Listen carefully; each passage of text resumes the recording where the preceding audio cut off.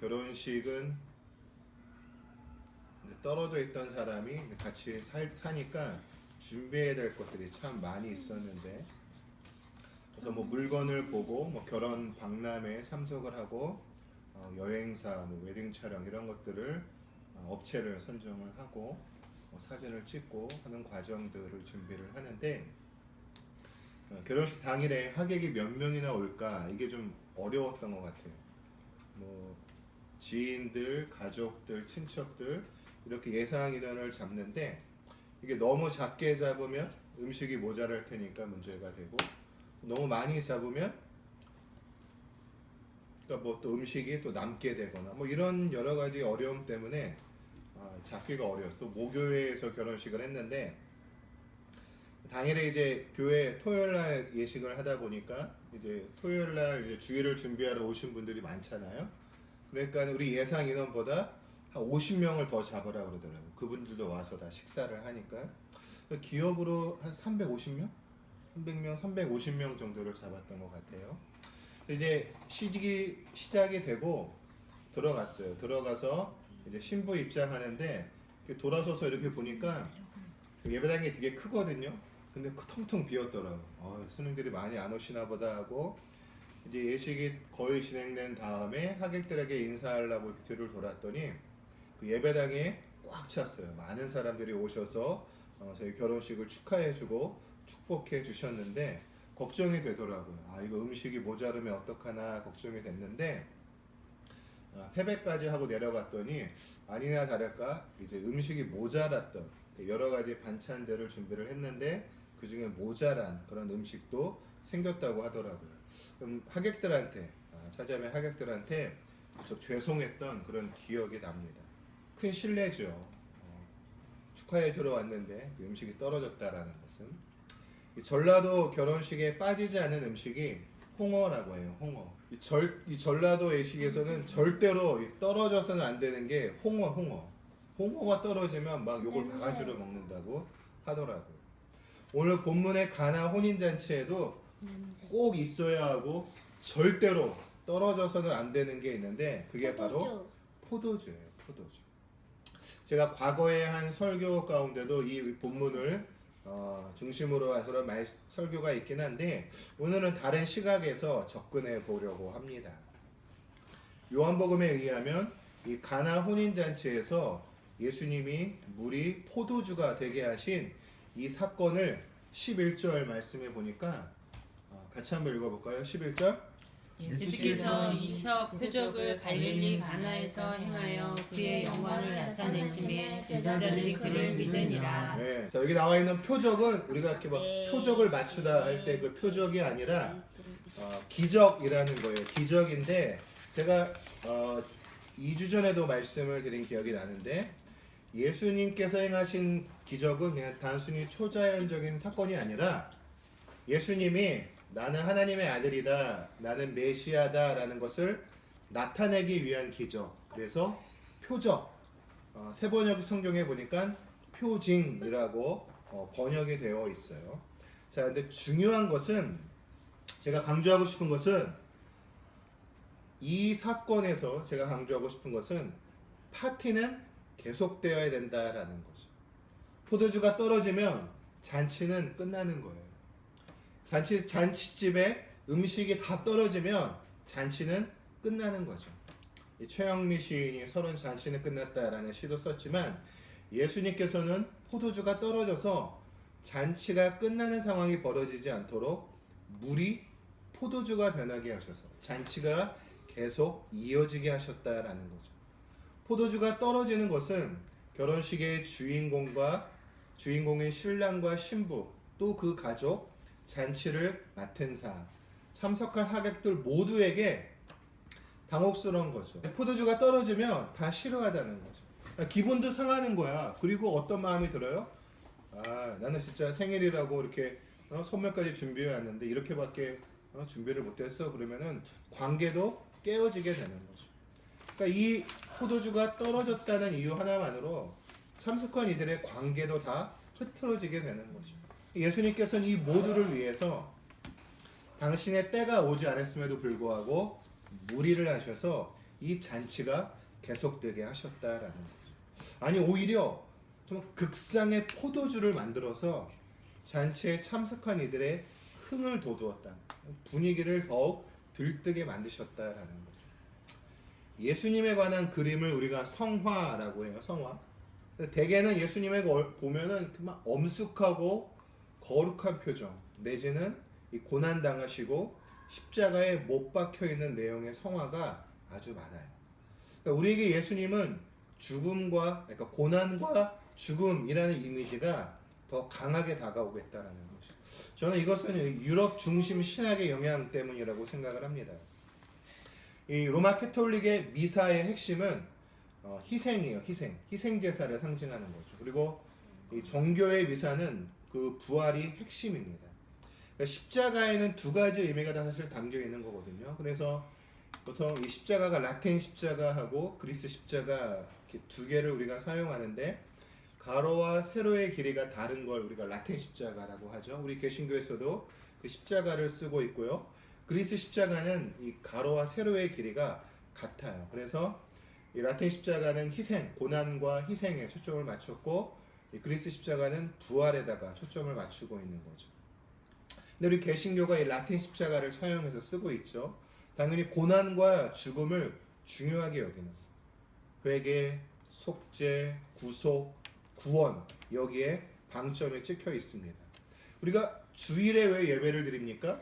예수님의 부활을 기념해서 부활절인 일요일에 모여서 예배를 드리고 있음에도 오늘 개신교 예배는 사실 부활보다는 어떤 예수 그리스도의 고난과 희생으로 인한 속죄를 더 중요하게 여기고 있다는 거죠. 그래서 예수님의 성화를 보면은 슬퍼요. 예수님의 성화를 보면은 고통스럽습니다. 그런데 과연 예수님의 삶이 그렇게 슬픔과 고난의 연속이었겠냐라는 거죠. 제가 신학대학원 시절에 존경하던 교수님 가운데 이상훈 교수님이라는 분이 2010년도에 돌아가셨는데 한국을 대표하는 백인의 신학자 가운데 한 분으로 뽑힐 정도로 탁월한 신학학자시고요.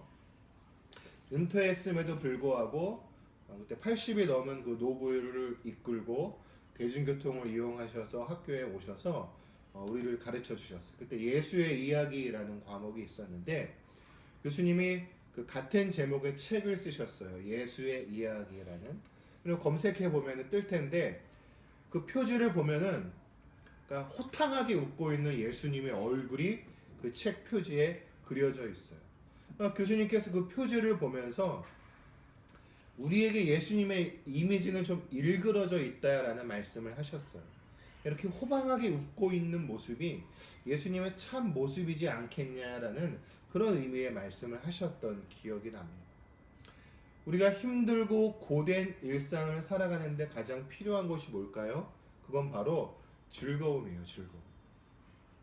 그 수업에도 쉬는 시간이 있어요. 그 쉼의 시간이 있기 때문에 우리가 그 다음 수업을 진행할 수 있는 거죠. 그러니까 우리 일상에도 즐거움이 필요해요. 여러분 사실 하나님도 즐기는 하나님이에요. 즐기는 하나님. 여러분 창세기 1장에 보면은 가장 많이 나오는 단어가 뭔지 알아요? 좋았다라는 단어. 좋았다. 창조 세계. 오늘 하나님께서 이 세상을 창조하신 이유는 한 가지예요. 하나님 당신의 기쁨과 즐거움을 위해서 창조하셨다는 거죠. 하나님께서 사람을 지으시고 보시기에 쉼이 좋았다. 아 너무 좋다, 너무 기쁘다, 너무 즐겁다라고 했다는 거예요. 그래서 사람의 죄로 인해서 하나님께서 마음 아파하지만 여전히 우리는 하나님께 기쁨이고 즐거움이라는 거죠. 스바냐 3장 17절에 보니까 주 너의 하나님이 너와 함께 계신다. 구원을 베푸실 전능하신 하나님이시다. 너를 보고서 기뻐하고 반기시고 너를 사랑으로 새롭게 해주시고 너를 보고서 노래하며 기뻐하실 것이다 라고 말씀하고 있어요. 회복될 이스라엘을 향한 말씀이지만 오늘 우리 인간을 향한 하나님의 마음이라고 저는 생각을 합니다. 저는 예수님의 공생의 여정도 그 기저에는 기쁨과 즐거움이 있었다고 여깁니다. 이거 비약이 아니라는 거죠. 예수님의 별명이 뭐였는지 알아요? 마태복음 11장 9절에 보면은 먹기를 탐하는 자요, 포도주를 탐하는 자요, 세리와 죄인의 친구다라고 바리새인들이 이야기하는 거예요. 얼마나 세리와 죄인들과 어울려서 먹고 마시고 노셨으면 이런 별명을 얻었겠냐라는 거죠. 예수님 주변에는 늘 사람들이 모여 있어요. 예수님은 늘 친구를 찾아가셨고 그들이 환대를 받으셨고 또 예수님도 환대하셨고 그들과 거하셨다라는 거죠. 여러분 창세기 이래로 유대인의 전통을 보면은 환대와 잔치가 그들의 삶의 중심에 있다라는 것을 우리가 보게 됩니다. 바울이 로마서 14장 17절에서 이렇게 말했어요. 하나님의 나라는 먹는 일과 마시는 일, 성령 안에서 누리는 의와 평화와 기쁨이다라고 하는 거죠. 갈라디아서 5장에 보면 성령의 9가지 열매가 있는데 그 중에 하나가 뭐예요? 희락이에요. 희락, 기쁨. 성령이 우리와 함께 하실 때 우리의 삶이 기쁨으로 충만해진다는 거죠. 이 기쁨과 즐거움이 하나님 나라의 핵심이라는 거죠. 여러분 우리가 다 천국에 가기를 원해요. 천국에 갔는데 지루해. 하나도 재미가 없어. 그럼 천국에 가고 싶겠어요? 아니에요. 천국은 기쁘고 즐거움이 충만한 곳이라는 거죠. 리처드 포스터라는 사람이 영적 훈련과 성장이라는 책에서 영적 훈련의 목적은 기쁨이다라고 이야기를 해요. 또한 이 기쁨은 훈련으로 이루어진다라는 거죠. 신비와 저항의 박청 원장이 욕쟁이 예수에서 이를 축제의 영성이다라고 이야기를 합니다. 이런 말씀이 나와요. 이 독립전쟁과 종족 간의 갈등으로 동티모르라는 나라가 완전히 초토화가 된 거예요. 수많은 사람들이 죽어나가죠. 인종 청소를 한다는 그 말도 안 되는 명분으로 수많은 사람들이 죽음을 당했죠. 그러니까 그 나라를 돕기 위해서 이 평화 캠프의 실무자들이 찾아갔어요. 그래서 그들이 화해와 재건이라는 슬로건을 내걸고 이제 동티모르를 재건하기 위한 그런 이제 캠프를 기획하고 있는데 동티모르 주민들이 화해와 재건이라는 슬로건에다가 축제를 추가해달라고 이야기를 했어요. 도대체 이 무서운 죽음의 벌판에서 무슨 축제나라고 반문하는 실무자에게 주민들이 말했다는 거죠. 지금 우리가 살기 위해서 가장 필요한 것은 바로 기쁨이다라고 이야기. 제가 이 부분을 읽으면서 무릎을 탁 쳤어요. 맞아요. 우리가 멀리 가고 오래 가야 돼요. 우리 주춧돌 모임의 여정은 단기간에 어떤 일이 일어나는 게 아니라 지난하고 이 신선한 과정, 멀리 가고 오래 가야 되는데 그 여정에 필요한 게 뭡니까? 바로 축제라는 거예요. 즐거움이고 기쁨이라는 거죠. 우리에게 흥이 있어야 되고 우리에게 정이 있어야 되는 거죠. 우리가 더불어 흥겹게 가고 우리가 정겹게 가지 않으면 멀리 갈 수가 없어요. 오래 갈 수가 없다는 거죠. 그럼 남자들에게 살아오면서 가장 괴로웠던 경험이 뭐냐라고 묻는다면 뭐라고 대답할까요? 네, 군대라고. 군대. 왜 힘들겠습니까? 사실 훈련 자체는 힘들지 않아요. 가장 힘든 게 뭡니까? 나를 괴롭히고 나를 때리고 정말 같이 지내고 싶지 않은 사람과 같은 방에서 2년 동안 지내야 되는 거예요. 정말 꼴도 보기 싫고 정말 저 사람이 없었으면 좋겠어 하는 그 사람하고 같은 방에서 지내는 게 너무 힘든 거예요. 24시간 잘 때도 먹을 때도 놀 때도 늘 그 사람과 같이 하는 게 너무나도 지옥과 같다라는 거죠. 반면에 좋은 사람과 함께하는 군 생활은 참으로 흥겹고 정겹다라는 거. 그런 군 생활은 할만하다는 거예요. 저도 군대에 있을 때 저를 괴롭히던 저만이 아니라 이 후임병들을 괴롭히던 고참이 있었어요. 그 고참이 제대한 날 우리 내무반은 파티가 벌어졌어요. 우리를 괴롭히던 인간이 이제 드디어 제대하는 거. 리처드 포스터는 그리스도인의 길의 핵심은 기쁨이다라고 이야기를 했어요.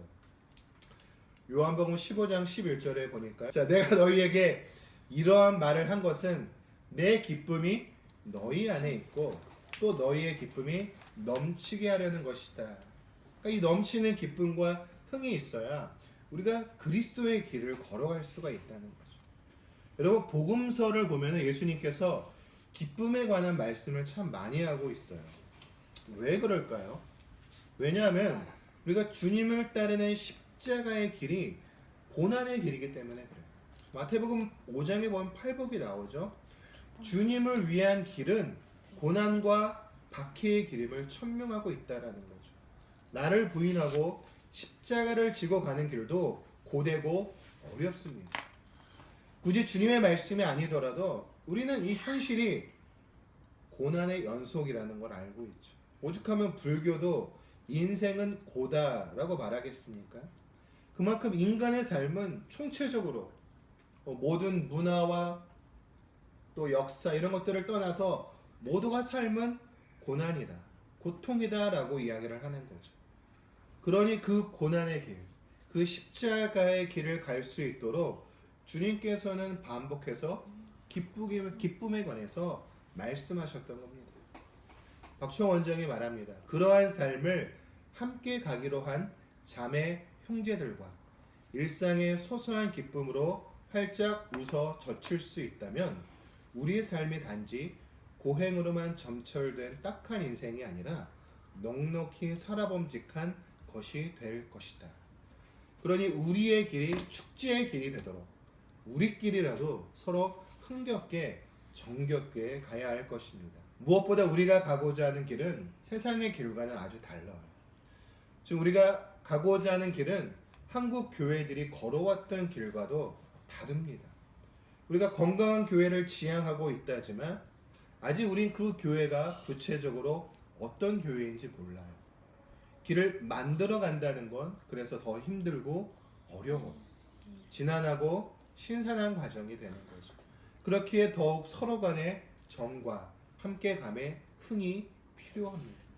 우리가 더불어 가는 여정이 든든한 것은 우리 벗들이 있기 때문이기도 하지만 물을 포도주로 바꿔서 사람들에게 기쁨을 주신 주님이 동행되시기 때문입니다.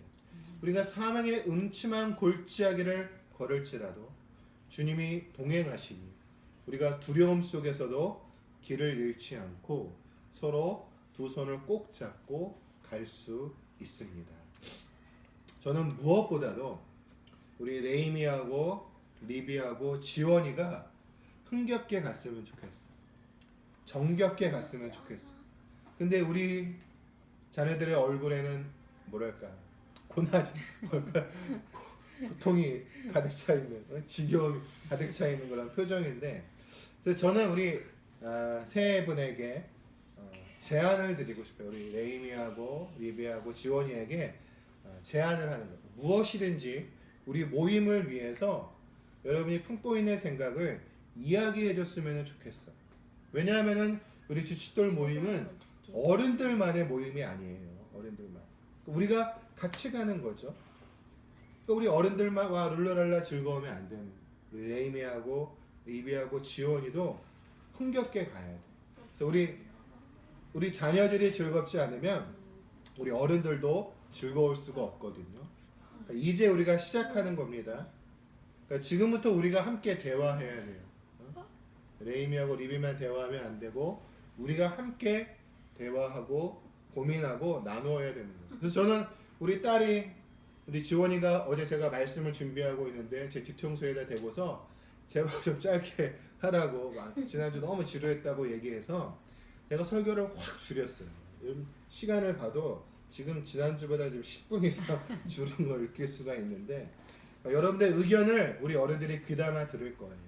여러분들이 바라는 거를 우리가 함께 대화하고 의논하면서 그 누구도 소외되지 않고 우리가 흥겹게 즐겁게 가게 되기를 바랍니다.